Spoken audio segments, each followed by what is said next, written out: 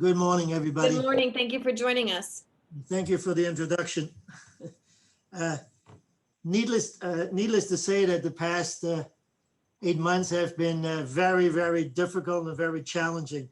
Probably the most difficult years in my 50 years plus in manufacturing. Maybe 2001 was equal when we had 225 employees, and then 1 year it dropped down to 90 because most of our work went to China. So nevertheless, it's been very difficult. Now, as you said already, we have 6 plants, 2 of them in New Jersey. We have a Fairfield plant in New Jersey that employs 200 team members. And it's strictly a medical device plant. We produce medical devices for the medical industry. And that plant had a very difficult time the last 8 months because many of our team members there are women. We do a lot of assembly work and inspection. And once schools closed, many of them had to stay home. Moms had to stay home with their children. So that was a very difficult time for us to manage. Luckily, our customers kept on buying.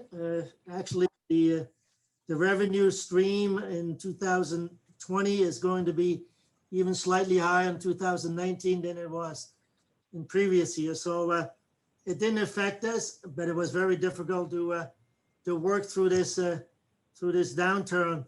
And many times we had to work Sundays as well as Saturdays just to make up for the lost time caused by team members not being able to attend. The East Hanover plant is somewhat different. We also have a manufacturing site there with about 200 employees, but we have a different customer mix.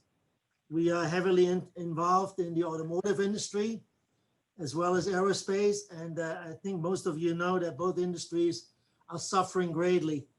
Automotive is down 30%, and Boeing, we are an indirect supplier to Boeing. And as you know, Boeing just laid off 30,000 employees.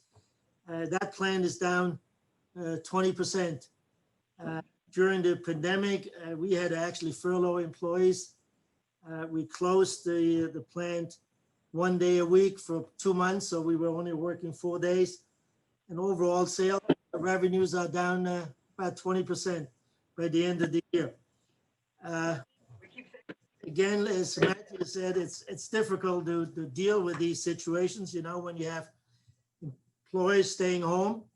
Some of them are afraid to come in. Some of them actually were infected and had to stay home. Some of them were quarantined. It's a challenge to keep a manufacturing plant going because most of our jobs cannot be done from home. Also, the few jobs that can be done from home, we found that the productivity is not the same. It drops off. So it's been a real challenge. Luckily, I think we're starting to come out of it, and things are definitely improving. The next question was, what career paths are most critical? I tell you, in our industry, we don't find that the career paths have changed drastically over the years. They have changed, definitely. Equipment that we have in our plants is very, very complicated, very expensive.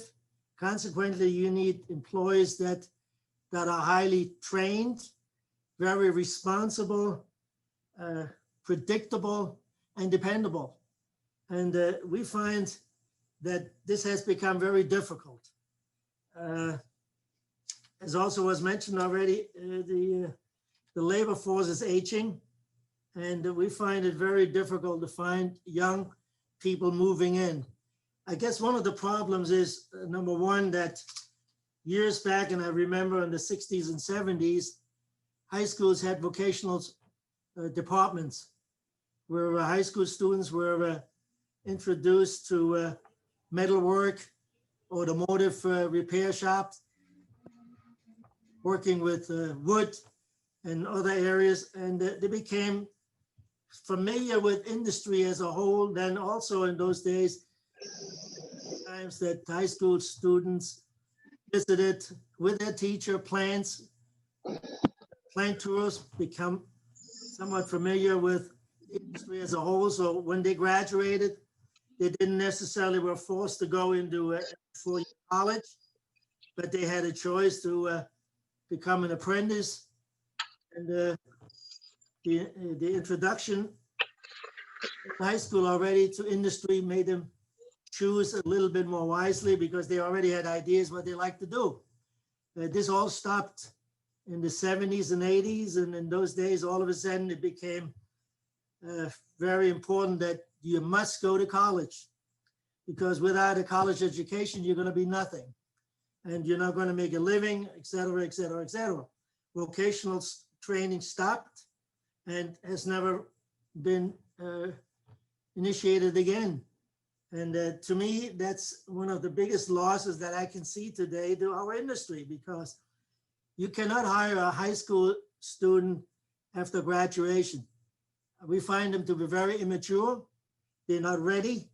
And every one of them, of course, expects that they go to college for another 4 years. So let's not worry about whether I'm mature or not. So we have relied now very heavily over the last 10 years or so, 15 years, maybe more than that, on people that entered college, lasted a year or 2 years, and then found out that they didn't like it. And then they bumped around for a couple of years pumping gas or flipping burgers. And then they start realizing when they're 27, 28, that, my God, that's not a way to make a living. And all of a sudden we have now candidates for serious training. And most of our apprentices right now, we have in East Hanover, we have 6 apprentices in our tool room. Every one of them is probably averaging about age 24, 25. One of them, in fact, is even married.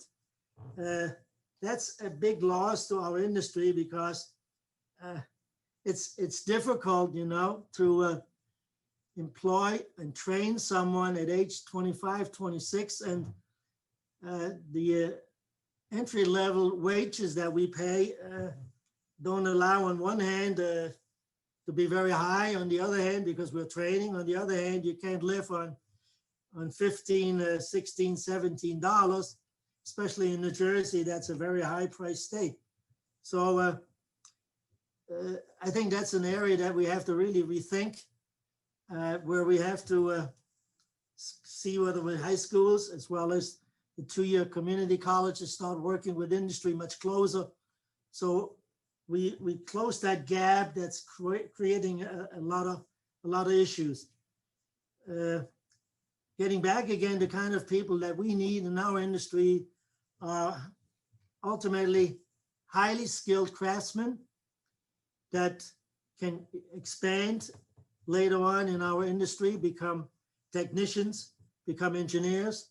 If they decide after a 4-year apprenticeship to move on and have higher hopes, we pay for the education completely after 4 years or after 2 years of county college or 4 years of engineering college at NJIT or Stevens. We pay the tuition full. They, after 4 years or so, they have no debts. Many of our managers today that we employ in both plants have come through our apprentice program. Some of them today, even at very high positions, don't even have an engineering degree. It's not always needed. It's needed for engineers, absolutely, but for managers, not always. So that's the career path that we provide in our organization. We do that in both plants here in New Jersey, as well as the other plants out of state. We try to grow them from within. It's especially with the modern machinery today, and it has come up with Matthew already, it's artificial intelligence, robotic. Our East Hanover plant employs a lot of robotic equipment in our assembly plants. And you need individuals that are highly skilled, highly promoted, enthusiastic, and it's difficult to find that. where do we go from here? Personally, I really think that we have to reorient ourselves and get away from the idea that a high school student after graduating must have a college education. It's not necessary.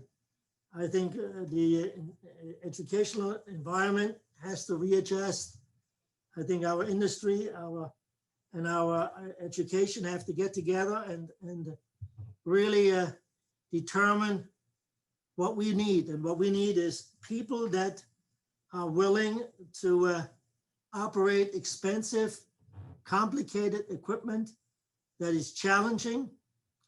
I compare that to an individual, that gives an expensive automobile, $100,000 automobile, to a driver that doesn't have a driver's license. You know what that's going to happen. You're probably going to crash the car after a couple of miles. You can't have that in our industry either. We need highly educated, highly trained people. That's what I can say. Thank you. Thank you.